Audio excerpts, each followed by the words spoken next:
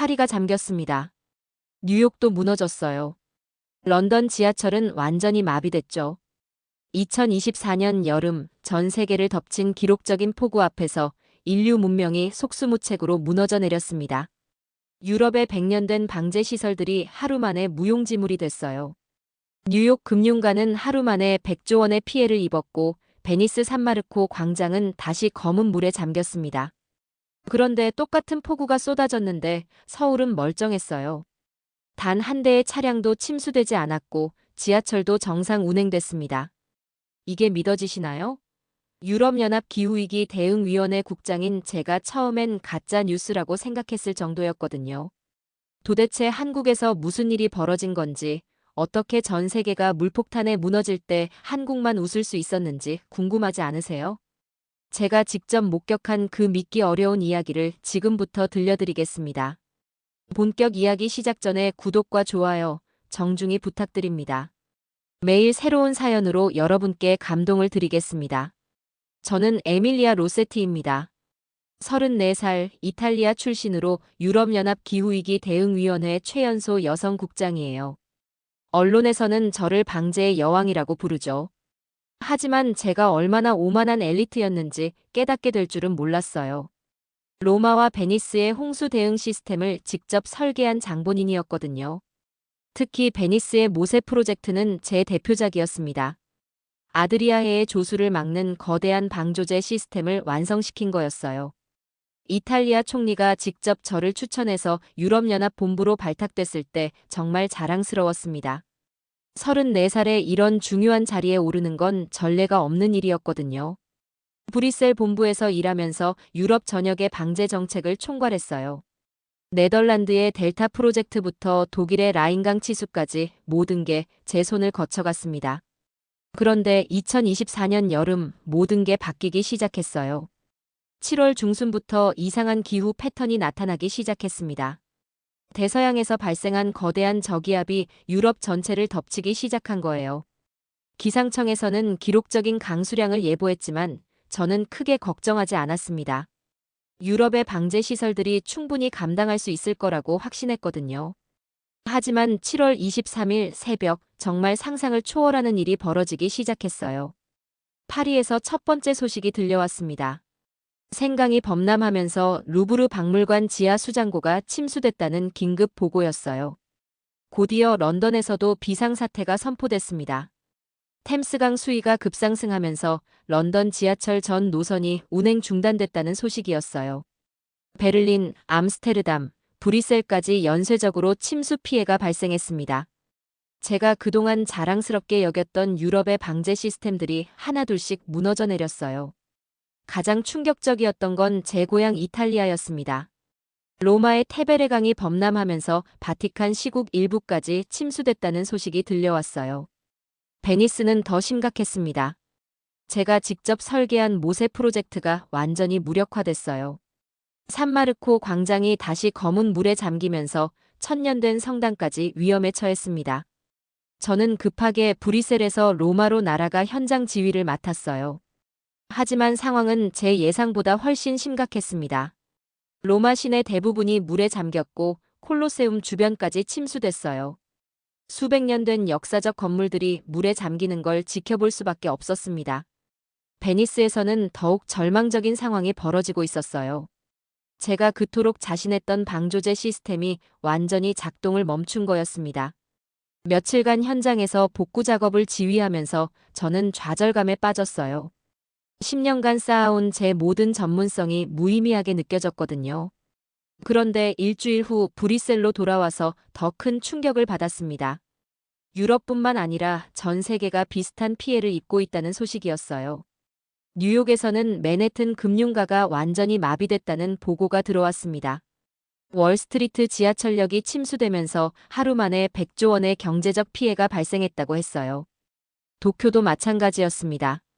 지하철 시스템이 전면 중단되고 나리타 공항까지 폐쇄됐다는 소식이었어요. 상하이에서는 푸동 금융지구가 물바다가 됐다는 끔찍한 영상들이 전해졌습니다. 동방명주탑 주변 고층 빌딩들이 모두 침수 피해를 입었어요. 저는 그때 정말 절망했습니다. 인류의 모든 방제 기술이 기후변화 앞에서는 무력하다는 걸 뼈저리게 느꼈거든요. 유럽연합 긴급회의에서 각국 대표들과 대책을 논의했지만 뾰족한 수가 없었어요. 모두 복구에만 급급한 상황이었습니다. 그때 저는 확신에 찬 목소리로 선언했습니다. 이번 폭우 앞에 안전한 나라는 없다고, 아시아의 개발도상국들은 더 큰 피해를 입었을 거라고 단언했어요. 특히 한국에 대해서는 이렇게 말했습니다. 반도체나 잘 만드는 나라일 뿐 홍수 대응은 꿈도 못 꿀 거라고, 아마 유럽보다 훨씬 심각한 상황일 거라고 예측했어요. 언론 인터뷰에서도 비슷한 발언을 했습니다. 한국 같은 나라가 이런 극한 상황을 버틸 만한 인프라는 없을 거라고 확신했거든요. 하지만 제 예측은 완전히 빗나갔습니다. 2024년 7월 25일 전 세계 언론이 일제히 보도하기 시작한 참혹한 현실은 정말 충격적이었어요. 런던에서는 템스강이 완전히 범람하면서 웨스트민스터 브리지가 물에 잠겼습니다. 빅벤 주변 도로도 모두 침수됐고 버킹엄 궁전 앞 광장까지 물이 차올랐어요. 런던 지하철은 100년 역사상 처음으로 전면 운행이 중단됐습니다. 튜브역들이 모두 물에 잠기면서 지하철 승객들이 지상으로 대피하는 아비규환이 벌어졌어요. 금융가 시티 지구는 더욱 심각했습니다. 런던 증권거래소가 침수로 거래를 중단했고 주요 은행들의 전산 시스템까지 마비됐어요. 하루 만에 100조 원이 넘는 경제적 피해가 발생했습니다. 파리 상황도 마찬가지였어요. 생강 범람으로 루브르 박물관 지하 수장고가 완전히 침수됐습니다. 수백 점의 귀중한 예술품들이 물에 젖어 복구 불가능한 상태가 됐어요. 샹젤리제 거리는 완전히 강물로 변했습니다. 명품 매장들이 모두 물에 잠기고 카페 테이블들이 물 위에 떠다니는 초현실적인 광경이었어요. 에펠탑 주변 트로카데로 광장도 호수처럼 변했습니다. 관광객들이 에펠탑 2층으로 대피해서 구조를 기다리는 상황이 벌어졌어요. 베를린에서는 슈프레강이 범람하면서 브란덴부르크 문 앞 파리저 플라츠가 완전히 물바다가 됐어요.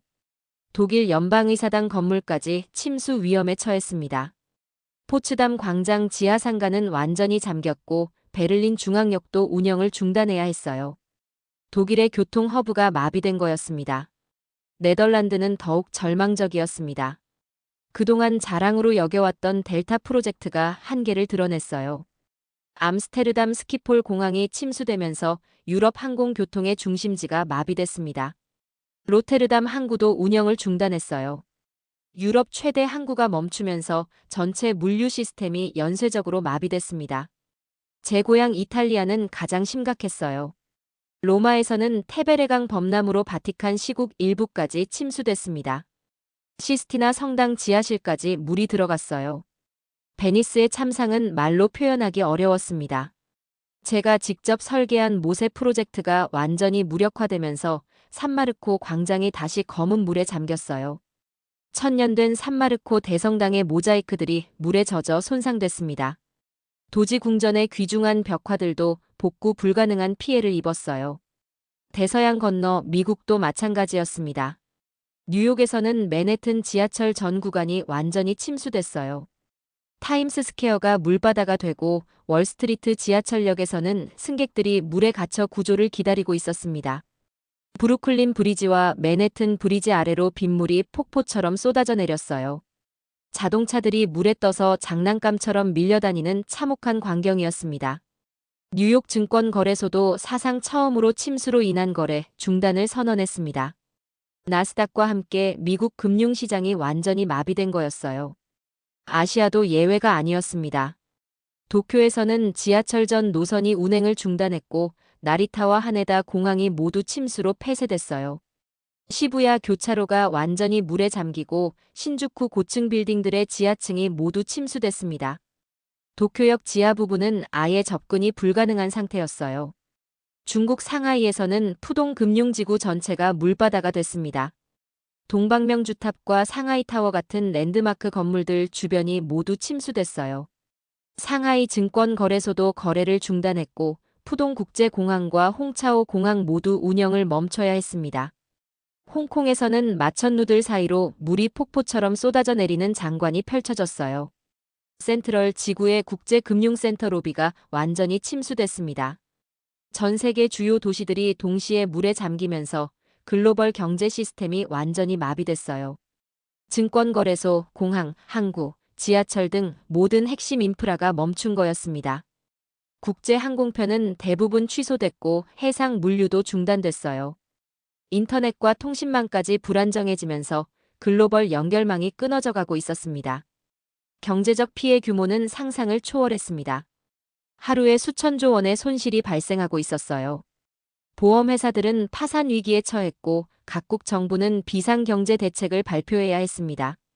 저는 브뤼셀 본부에서 이 모든 참상을 지켜보면서 인류 문명의 한계를 절감했어요. 수백 년간 쌓아온 모든 도시 인프라가 하루 만에 무너져 내리고 있었거든요. 그때 저는 기자회견장에서 절망적인 선언을 했습니다. 이번 물폭탄 앞에 안전한 나라는 없다고, 전 세계가 동시에 무너지고 있다고 발표했어요.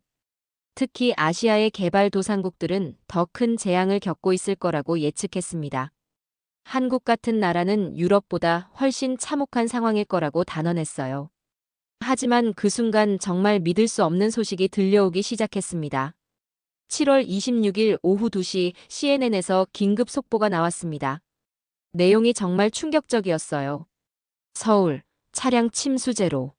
지하철 정상 운행. 처음엔 오보라고 생각했습니다. 전 세계가 이렇게 난리인데 한국만 멀쩡할 리 없다고 확신했거든요. 하지만 곧이어 BBC에서도 비슷한 보도가 나왔어요. 앵커가 믿을 수 없다는 표정으로 말하고 있었습니다. 기적입니다. 서울에서 단 한 명의 사망자도 없었다고, 그것도 전 세계가 물난리를 겪은 바로 그 시간의 말이에요. 저는 모니터를 보며 차가운 미소를 지었습니다. 분명히 쇼일 뿐이라고 생각했어요. 한국은 늘 과장된 보여주기를 하는 나라라고 편견을 갖고 있었거든요. 하지만 시간이 지날수록 더 많은 증거들이 쏟아져 나왔습니다. 로이터 통신에서는 위성 사진까지 공개했어요. 동아시아 전체를 촬영한 사진에서 중국, 일본, 북한은 모두 침수 지역이 선명하게 보였는데 한국만 예외였습니다. 알자지라에서는 더 구체적인 보도를 했어요. 인천국제공항이 정상 운항되고 있다고, 심지어 다른 나라 항공기들이 목적지 공항 침수로 인천으로 회항하고 있다고 보도했습니다. 프랑스 24는 부산항 상황을 집중 조명했어요. 전 세계 주요 항구들이 모두 마비된 가운데 부산항만 홀로 정상 가동되고 있다는 내용이었습니다. NHK 도쿄 특파원은 생방송에서 이렇게 말했어요. 일본이 이렇게 큰 피해를 입고 있는데 바로 옆 나라인 한국만 멀쩡하다는 게 도저히 이해되지 않는다고요. 저는 점점 화가 났어요. 이런 보도들이 모두 조작이거나 과장된 것일 거라고 생각했습니다. 급하게 인터넷으로 한국 현지 상황을 직접 확인해 봤어요. 소셜미디어에 실시간으로 올라오는 영상들을 찾아봤습니다. 정말 놀라운 광경이 펼쳐져 있었어요. 서울 시내 모습이 평상시와 거의 다르지 않았습니다. 명동거리에는 사람들이 평범하게 쇼핑하고 있었고 강남역 주변도 평상시처럼 붐비고 있었어요. 홍대 앞에서는 젊은이들이 길거리 공연을 보며 즐기고 있었습니다. 한강공원 영상도 충격적이었어요. 강물이 불어나긴 했지만 범람하지는 않았어요. 오히려 시민들이 산책하고 운동하며 평범한 일상을 보내고 있었습니다. 지하철 영상이 가장 믿기지 않았어요. 전 세계 모든 지하철이 침수로 마비된 상황에서 서울 지하철은 정상 운행되고 있었습니다. 2호선, 3호선, 4호선까지 모든 노선이 정상 운행됐어요. 지하철역 내부도 물기 하나 없이 깨끗했습니다. 승객들이 평상시처럼 차분하게 지하철을 이용하고 있었어요. 마치 바깥에서 전 세계적인 물난리가 벌어지고 있다는 사실조차 모르는 것 같았습니다. 인천국제공항 영상도 놀라웠어요. 다른 나라 공항들이 모두 침수되거나 폐쇄된 상황에서 인천공항만 정상 운항되고 있었습니다. 심지어 유럽에서 출발한 항공기들이 목적지 공항 폐쇄로 인천공항으로 회항하는 모습까지 보였어요. 인천공항이 아시아 전체의 항공 허브 역할을 하고 있는 거였습니다. 부산항 상황도 마찬가지였어요. 컨테이너 하역 작업이 평상시처럼 계속되고 있었고 대형 화물선들의 입출항도 중단되지 않았습니다. 저는 이 모든 영상들을 보면서 점점 혼란스러워졌어요. 정말 믿을 수 없는 상황이었거든요. 전 세계 기자들도 비슷한 반응을 보였습니다. 뉴욕타임즈, 워싱턴 포스트, 가디언, 르몽드 등 주요 언론사들이 모두 의구심을 표명했어요. 뉴욕타임즈 국제부 편집장은 사설에서 한국의 발표가 과장되었을 가능성이 높다고 주장했어요. 이런 극한 상황에서 피해가 전혀 없다는 건 물리적으로 불가능하다고 분석했습니다. 워싱턴 포스트는 한국 정부의 정보 통제 가능성을 거론했어요. 권위주의 정부들이 재해 피해를 축소 보고하는 경우가 있다며 의심의 눈길을 보냈습니다. 가디언지는 한국의 지리적 특수성을 언급했어요. 반도 지형이라 배수가 유리할 수 있다고 분석했지만 그래도 이 정도는 말이 안 된다고 했습니다. 르몽드는 아예 한국 언론의 신뢰성을 의심했어요. 국가 이미지 제고를 위해 과장 보도를 하는 것 아니냐는 의혹을 제기했습니다. 저도 이런 언론들과 비슷한 생각이었어요. 아무리 방제 시설이 좋다고 해도 전 세계가 이렇게 무너지는 상황에서 한국만 예외일 수는 없다고 확신했습니다. 하지만 개인들이 올린 증거들은 계속 쌓여갔어요. 한국에 거주하는 외국인들의 증언이 특히 설득력이 있었습니다. 미국, 유럽, 일본 등 각국 출신 거주자들이 모두 한국 상황이 정말 평상시와 다르지 않다고 증언했어요. 조작할 수 없는 개인적 경험담들이었습니다. CNN 서울 특파원도 생방송에서 증언했어요. 자신도 처음엔 믿지 않았지만 서울 곳곳을 직접 다녀본 결과 침수 지역을 찾을 수 없었다고 고백했습니다.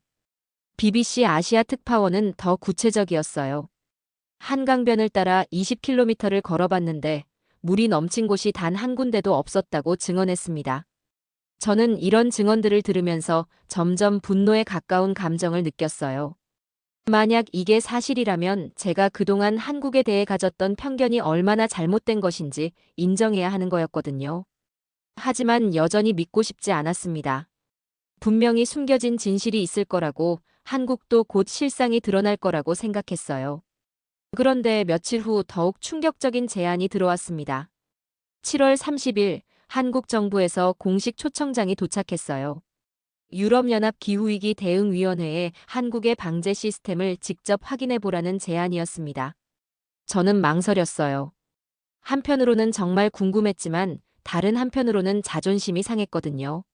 만약 한국이 정말로 성공했다면 제 전문성에 큰 타격이 될 수 있었습니다. 하지만 결국 가기로 결정했어요. 겉으로는 과학적 검증을 위한 조사라고 했지만 속으로는 한국의 허상을 무너뜨리겠다는 마음이었습니다. 8월 3일 오후 프랑크푸르트에서 출발한 루프트한자 항공편으로 인천국제공항에 도착했어요. 비행기에서 내리는 순간부터 놀라기 시작했습니다. 공항이 정말 완벽하게 정상 운영되고 있었어요. 일주일 전 그 기록적인 폭우가 내렸던 곳이 맞나 싶을 정도로 모든 시설이 깨끗하고 체계적으로 작동하고 있었습니다. 터미널 바닥은 반짝반짝 윤이 나고 있었고 천장이나 벽면에도 누수 흔적이 전혀 없었어요. 모든 전광판과 시설들이 완벽하게 작동하고 있었습니다. 더 놀라운 건 공항 직원들의 여유로운 모습이었어요. 재해 대응이나 복구 작업의 흔적이 전혀 보이지 않았습니다. 마치 아무 일도 없었다는 듯이 평상시와 똑같이 업무를 보고 있었어요. 입국 게이트에서 한국 정부 관계자가 저를 맞이했습니다. 국토교통부 국토방재연구원 정도윤 소장이었어요. 정도윤 소장은 42살 정도로 보이는 차분한 인상의 남성이었습니다. 깔끔한 정장 차림에 온화한 미소를 짓고 있었어요. 유럽연합의 저명한 전문가가 한국을 방문해 주셔서 영광이라고 인사했습니다. 모든 시설을 개방해서 투명하게 보여드리겠다고 약속했어요. 저는 속으로 코웃음을 쳤어요. 아마 보여주기식 견학이나 시켜주려는 것 같았거든요. 공항에서 서울로 이동하는 고속도로에서도 계속 놀랐어요. 일주일 전 폭우가 내렸다는 흔적을 전혀 찾을 수 없었습니다. 도로 곳곳에 고인 물이나 파인 곳이 있을 법한데 고속도로가 완전히 멀쩡했어요. 오히려 평상시보다 더 깨끗해 보일 정도였습니다. 정도윤 소장이 차 안에서 설명해줬어요. 한국의 방제 시스템은 30년에 걸쳐 단계적으로 구축된 종합 시스템이라고, 단순한 기술력만이 아니라 철학적 접근이 다르다고 강조했습니다. 저는 여전히 반신반의했어요. 아무리 좋은 시스템이라도 전 세계를 덮친 그 폭우를 완벽하게 막아낼 수는 없다고 생각했거든요. 서울 시내에 들어서자 더욱 놀라웠습니다. 정말 평상시와 전혀 다르지 않았어요. 상점들이 모두 정상 영업하고 있었고 시민들도 평범하게 일상생활을 하고 있었습니다. 명동거리는 관광객들로 붐비고 있었고 강남 테헤란로에서는 직장인들이 바쁘게 오가고 있었어요. 홍대 앞에서는 젊은이들이 거리 공연을 즐기고 있었습니다. 정도윤 소장이 말했어요. 일주일 전 폭우 당시에도 서울 시민들의 일상은 전혀 중단되지 않았다고, 이것이 진정한 방제 시스템의 목표라고 설명했습니다. 저는 그제야 뭔가 다르다는 걸 느끼기 시작했어요. 단순히 물을 막는 것이 아니라 시민들의 일상을 지키는 것에 초점을 맞춘 접근법이었습니다. 첫 번째 방문지는 서울시청 지하에 있는 재해종합상황실이었어요. 엘리베이터를 타고 지하 3층으로 내려갔습니다. 상황실 문이 열리는 순간 압도됐어요.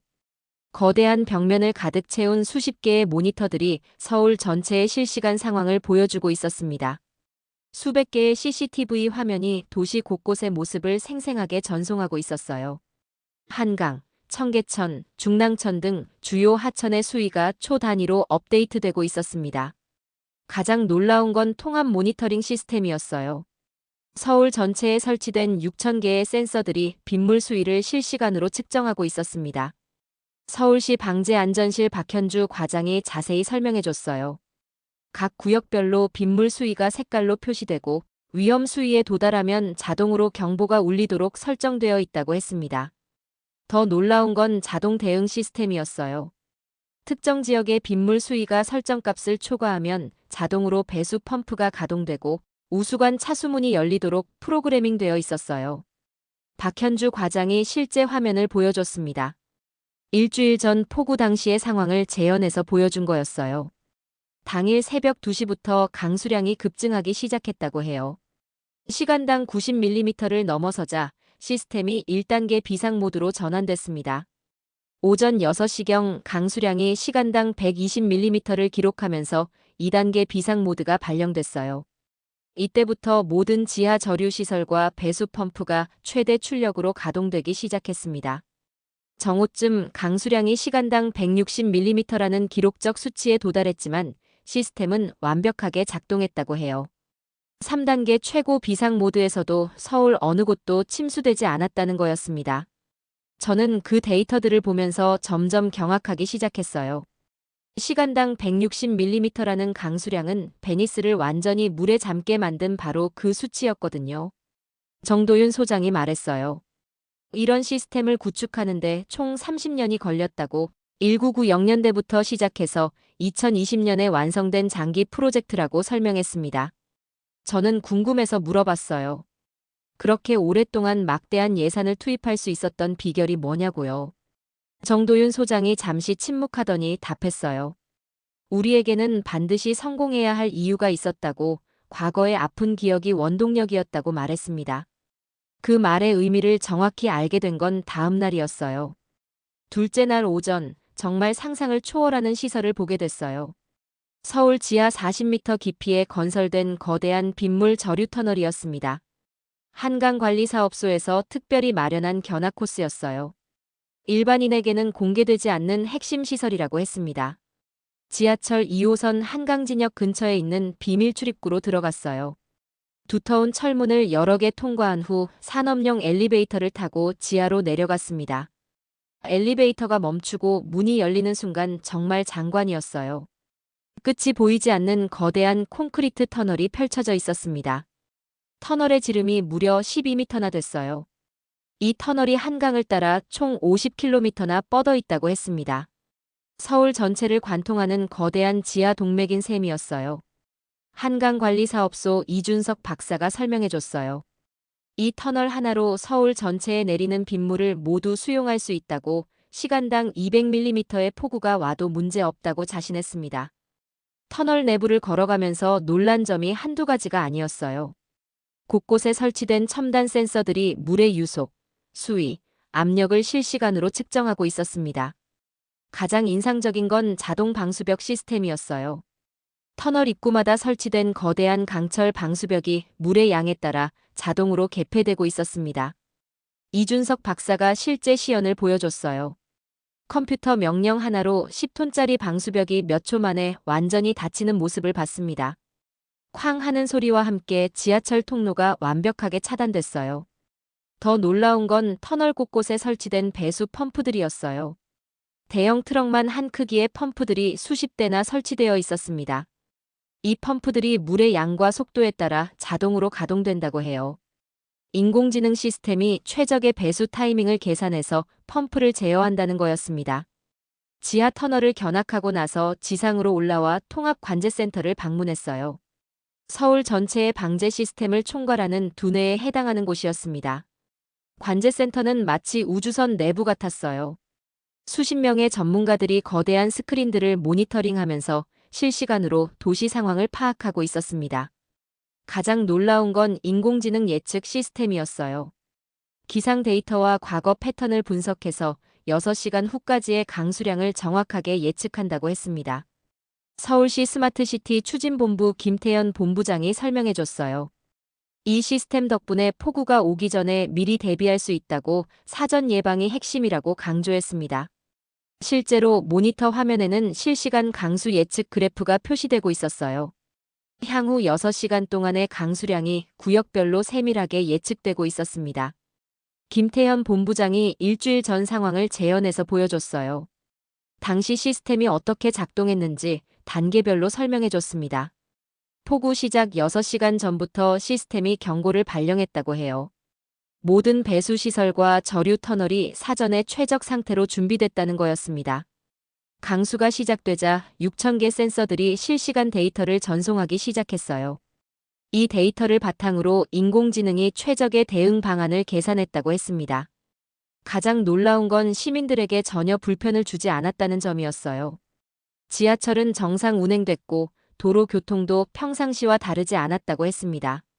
저는 그때 깨달았어요. 이건 단순히 물을 막는 기술이 아니라 완전히 다른 차원의 도시 관리 철학이라는 걸 말이에요.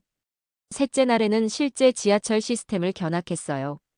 전 세계 지하철들이 모두 침수됐는데 서울 지하철만 정상 운행된 비밀을 확인하고 싶었거든요. 지하철 2호선 교대역에서 시작했어요. 역무원이 안내해준 비상 통로를 통해 지하철 터널 내부로 들어갔습니다. 터널 내부를 보는 순간 정말 놀랐어요. 전체 터널이 완전 방수 구조로 설계되어 있었습니다. 터널 벽면과 바닥에 특수 방수 코팅이 되어 있었고 곳곳에 자동 배수구가 설치되어 있었어요. 물이 들어와도 즉시 배출될 수 있는 구조였습니다. 서울교통공사 안전관리실 정민수 실장이 설명해줬어요. 모든 지하철 터널이 지하 빗물 터널과 연결되어 있다고 비상시에는 자동으로 물이 터널로 빠져나간다고 했습니다. 가장 인상적인 건 역사 내부의 방수 시스템이었어요. 지상에서 물이 유입되는 모든 경로에 자동 차수벽이 설치되어 있었습니다. 강수량이 일정 수준을 넘으면 이 차수벽들이 자동으로 올라와서 역사 내부를 완전히 밀폐한다고 해요. 마치 잠수함 같은 원리였습니다. 정민수 실장이 실제 시연을 보여줬어요. 버튼 하나로 계단 입구에 강철판이 올라와서 완전히 차단되는 모습을 봤습니다. 심지어 환기 시스템까지 자동으로 전환된다고 해요. 외부 공기 유입을 차단하고 내부 순환 모드로 바뀐다는 거였습니다. 이 모든 시스템이 완전 자동화되어 있어서 직원의 개입 없이도 작동한다고 했어요. 인공지능이 상황을 판단해서 최적의 대응을 한다는 거였습니다. 저는 이제 확신할 수 있었어요. 한국의 방제 시스템은 정말로 세계 최고 수준이었습니다. 하지만 가장 큰 질문이 남아 있었어요. 왜 한국만 이런 시스템을 구축할 수 있었을까요? 넷째 날, 정말 예상치 못한 곳에서 가슴 깊은 감동을 받게 됐어요. 국토방재연구원 부설 방재역사전시관을 방문했을 때였습니다. 전시관 입구에 들어서자마자 벽면 전체를 덮고 있는 흑백 사진들이 눈에 띄었어요. 모두 한국 현대사의 주요 수의 기록들이었습니다. 1972년 을사홍수, 1990년 연천 홍수, 2000년 태풍 사라, 2001년 집중호우 등이 연대기 순으로 전시되어 있었어요. 사진 속 모습들은 정말 참혹했습니다. 집들이 물에 떠내려가고 사람들이 지붕 위에서 구조를 기다리는 절망적인 장면들이었어요. 특히 1980년대 사진들은 보기 힘들 정도였습니다. 당시 한국이 아직 개발도상국이었을 때라 제대로 된 방제 시설이 전혀 없었던 거죠. 그 중에서도 한 사진 앞에서 발걸음이 멈췄어요. 2001년 서울 강남 침수 당시 지하철역에서 시민들이 허리까지 물에 잠긴 채 대피하는 모습이었습니다. 바로 그때 뒤에서 조용한 목소리가 들렸어요. 저도 그 지하철에 있었습니다. 깜짝 놀라서 돌아보니 정도윤 소장이 서 있었어요. 평소보다 침울한 표정이었습니다. 정도윤 소장이 그 사진을 가리키며 담담하게 이야기를 시작했어요. 2001년 7월 15일 오후 강남역 지하철에서 퇴근하던 중이었다고 했습니다. 당시 22살 대학생이었는데 갑자기 물이 차오르기 시작했다고 회상했어요. 처음엔 별일 아니라고 생각했는데 금세 허리까지 물이 찼다고 했습니다. 사람들이 패닉 상태에 빠져서 아비규환이었다고 해요. 계단으로 올라가려는 사람들로 아수라장이 됐다고 했습니다. 정도윤 소장의 목소리가 떨리기 시작했어요. 그날 자신 옆에 있던 임신부가 물에 빠져 의식을 잃었다고 간신히 구조했지만 아기를 잃었다고 말했습니다. 저는 할 말을 잃었어요. 그 충격적인 고백에 가슴이 먹먹했습니다. 정도윤 소장이 계속 이야기했어요. 그날의 경험이 자신의 인생을 완전히 바꿨다고 토목공학을 전공하고 방제 전문가가 된 이유라고 털어놨습니다. 다시는 그런 비극이 반복되어서는 안 된다고 다짐했다고 해요. 물의 무서움을 직접 경험했기 때문에 누구보다 절실했다는 거였습니다. 전시관을 더 둘러보면서 또 다른 이야기들을 들었어요. 한국의 방제 전문가들 대부분이 비슷한 경험을 가지고 있다는 거였습니다. 1998년 집중호우로 가족을 잃은 연구원, 2000년 태풍으로 집이 떠내려간 기술자, 2001년 침수로 사업을 잃은 공무원까지 모두 한마음으로 방제시설 구축에 매진했다는 거였어요. 그때 저의 어린 시절 기억이 갑자기 떠올랐어요. 1994년 이탈리아 로마 외곽에서 겪었던 그 끔찍한 홍수 말이에요. 저도 8살 때 홍수를 직접 경험했었거든요. 테베레강이 범람하면서 우리 집이 물에 잠겼던 그날 밤이 생생하게 기억났습니다. 부모님이 급하게 저를 2층으로 대피시켰지만 애완견 루카는 미처 구하지 못했어요. 그날 밤 루카의 마지막 모습이 지금도 생생합니다. 다음 날 아침 물이 빠진 후 루카를 찾았을 때의 충격은 평생 잊을 수 없어요. 어린 마음에 물에 대한 공포가 깊이 새겨졌죠. 그 경험이 제가 방제 전문가가 된 이유였어요. 다시는 그런 일이 일어나지 않게 하고 싶었던 거죠. 정도윤 소장의 이야기를 들으면서 제 마음속 깊은 곳에 묻어두었던 감정들이 되살아났어요. 우리는 서로 다른 나라에서 비슷한 상처를 안고 같은 길을 걸어온 거였습니다. 정도윤 소장이 말했어요. 한국의 방제 시스템은 단순한 기술의 집약체가 아니라고 집단적 트라우마를 극복하려는 의지의 결정체라고 설명했습니다.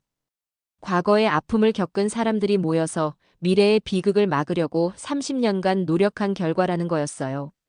정치인들도 마찬가지였다고 해요. 홍수 피해를 직접 겪어본 지역 출신 국회의원들이 당파를 초월해서 방제 예산 확보에 앞장섰다고 했습니다.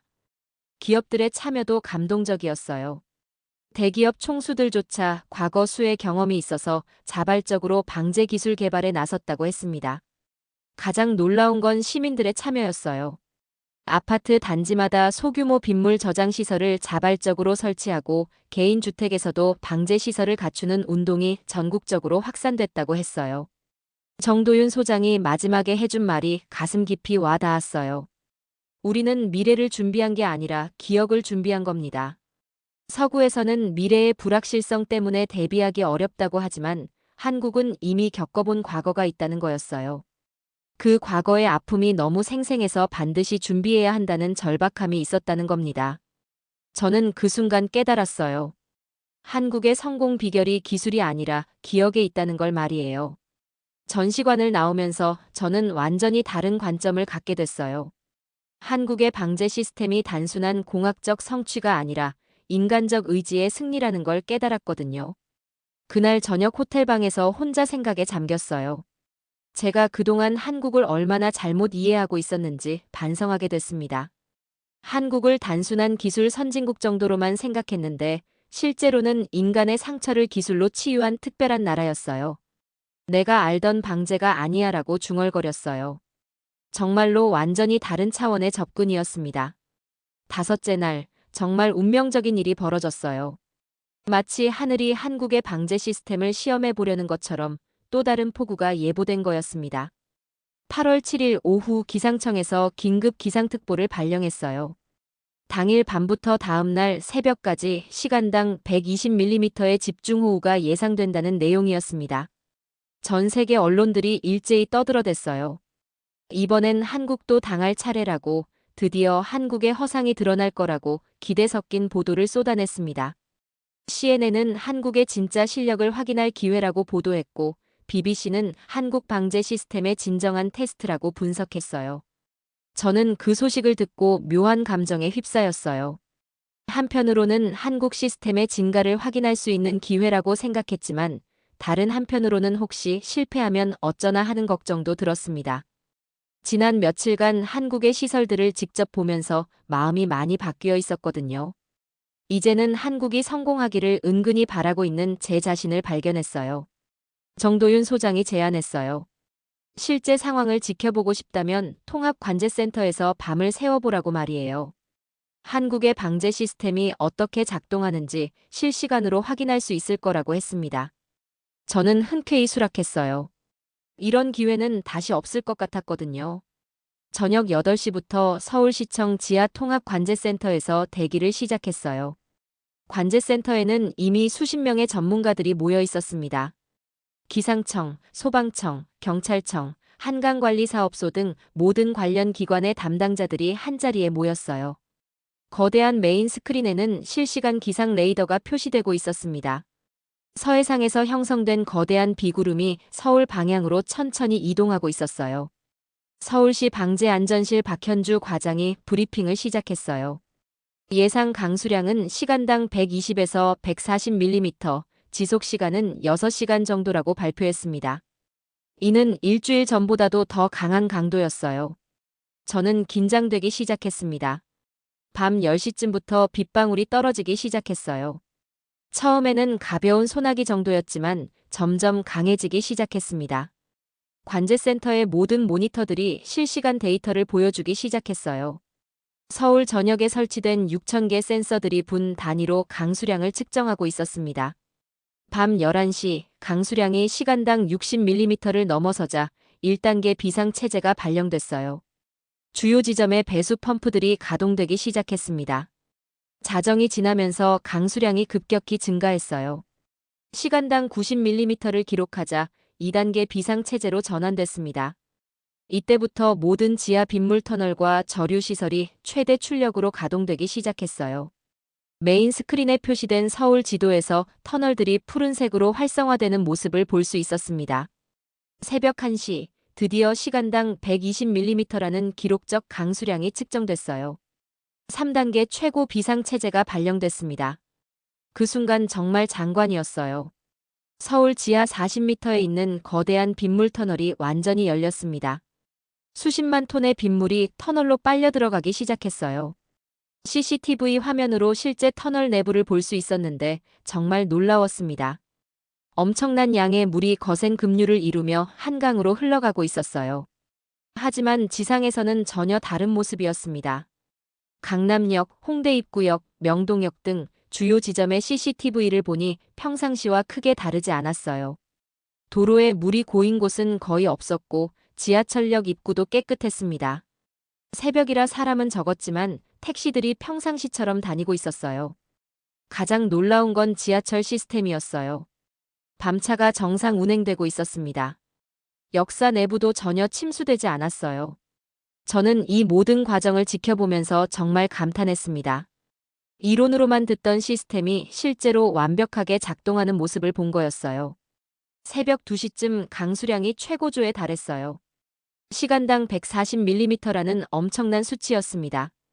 이는 유럽 대부분의 도시를 완전히 마비시킬 수 있는 강도였어요. 하지만 서울의 모든 시스템은 여전히 정상 작동하고 있었습니다. 빗물 터널의 유량이 최대치에 도달했지만 시스템은 견뎌내고 있었어요. 정도윤 소장이 저에게 말했어요. 실제로 밖에 나가서 확인해 보라고, 정말로 평상시와 다르지 않다는 걸 직접 눈으로 보라고 했습니다. 저는 반신반의하며 우산을 들고 밖으로 나갔어요. 시청 앞 광장에 서는 순간 정말 놀랐습니다. 하늘에서는 폭포처럼 비가 쏟아지고 있는데 땅에는 물이 거의 고여 있지 않았어요. 모든 빗물이 보이지 않는 곳으로 빨려 들어가고 있었습니다. 청계천으로 가봤는데 더욱 놀라웠어요. 물이 불어나긴 했지만 범람하지는 않았습니다. 오히려 체계적으로 관리되고 있는 것 같았어요. 명동과 강남까지 택시를 타고 돌아다녀 봤는데 어디도 침수된 곳이 없었습니다. 지하 상가들도 모두 정상 영업하고 있었어요. 새벽 4시쯤 비가 그치기 시작했어요. 강수량이 점차 줄어들면서 시스템도 단계적으로 비상체제를 해제했습니다. 새벽 6시 모든 비상체제가 해제됐습니다. 서울은 다시 평상시 모습으로 돌아갔어요. 아침 7시 시민들이 출근을 시작했는데 정말 신기했어요. 마치 밤사이 폭우가 내린 적이 없다는 듯이 평범하게 일상을 시작하고 있었습니다. 지하철은 정상 운행됐고 버스도 평상시 스케줄대로 다녔어요. 상점들도 모두 문을 열고 영업을 시작했습니다. 저는 그 광경을 보면서 눈물이 났어요. 정말 감동적이었거든요. 로마에도 파리에도 베니스에도 이런 시스템이 있었다면 얼마나 많은 눈물을 막을 수 있었을까 하는 생각이 들었습니다. 제가 어린 시절 겪었던 그 무서운 홍수, 애완견 루카를 잃었던 그 아픈 기억도 되살아났어요. 만약 그때 이런 시스템이 있었다면 루카도 살릴 수 있었을 텐데 하는 후회가 밀려왔습니다. 전 세계 언론들은 또다시 충격에 빠졌어요. 이번에도 한국이 완벽하게 성공한 거였습니다. CNN은 한국의 두 번째 기적이라고 보도했고 BBC는 불가능을 가능으로 만든 나라라고 평가했어요. 저는 그날 아침 확신했습니다. 한국의 방제 시스템은 진짜였다고, 그리고 전 세계가 배워야 할 모델이라고 말이에요.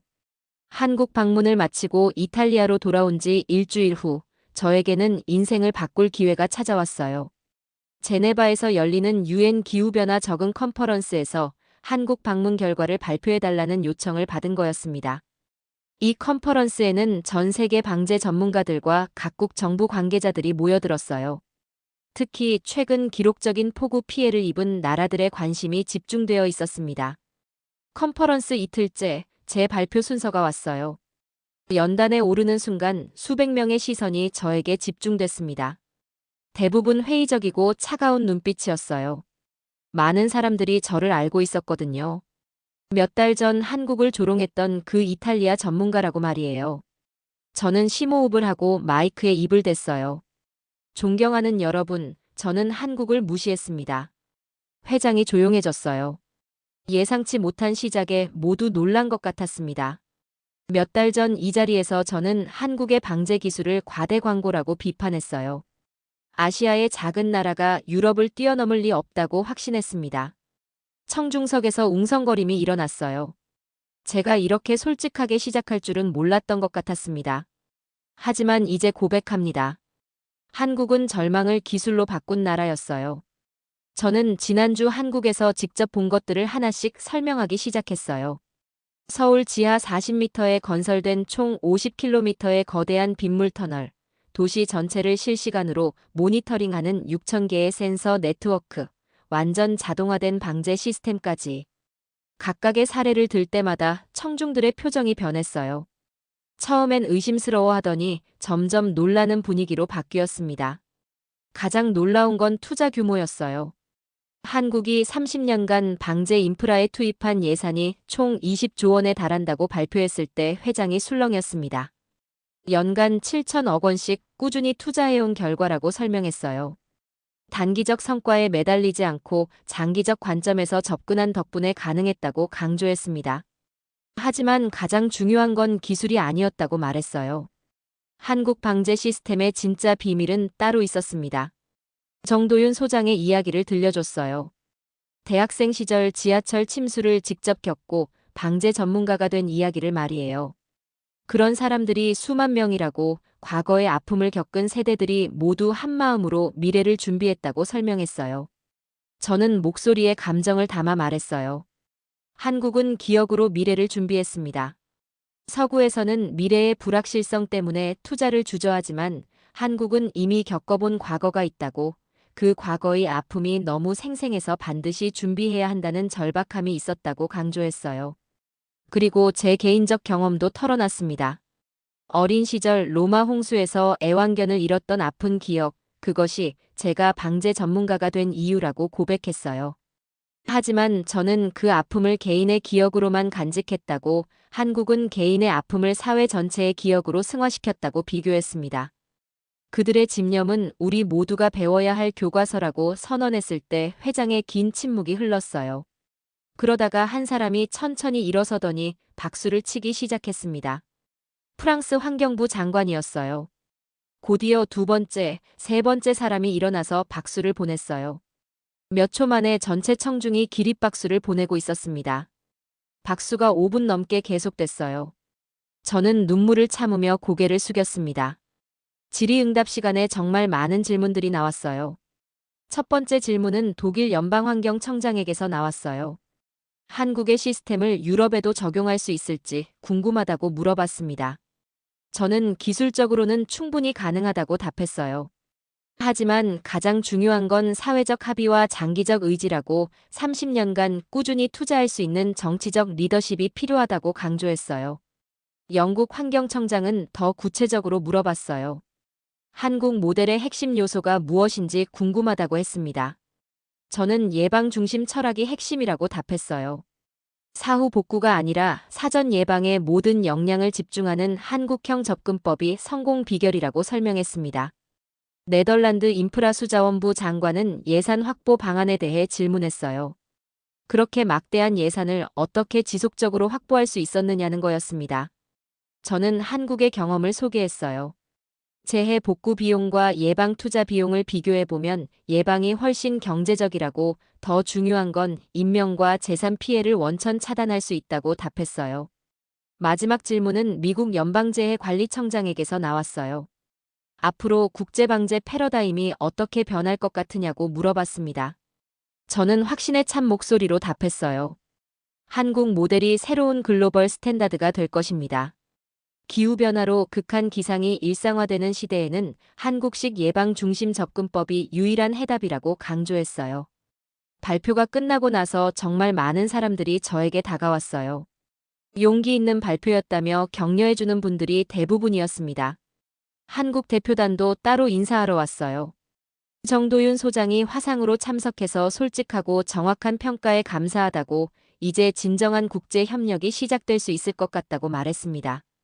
그날 저녁 각국 언론들이 일제히 보도를 시작했어요.